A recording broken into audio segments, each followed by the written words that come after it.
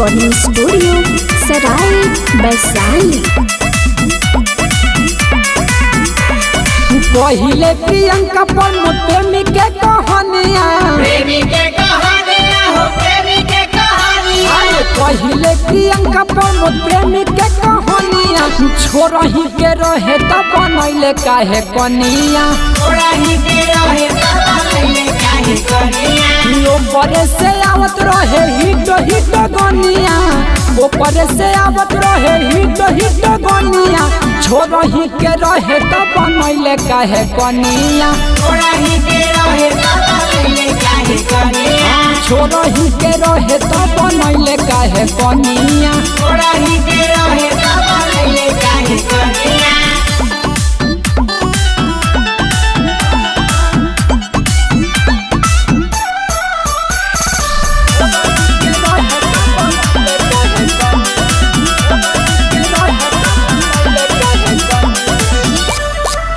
जेकरा संगे भइले सटार उ बेकार हो गइल दुनु प्यारों के बीच में दरार हो गइल अरे तनिए में टूट गइल दुनु के बचनिया तनिए में टूट गइल दुनु के बचनिया छोड़ही के रहे त बनैले काहे कनिया अरे छोड़ही के रहे त बनैले काहे कनिया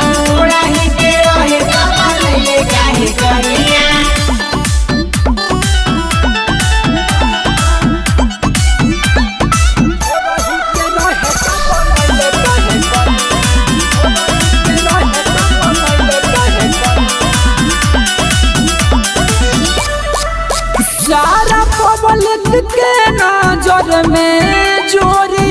हिट रहे हो दुनु एक दूसरे ला बड़ी फिट रहे हो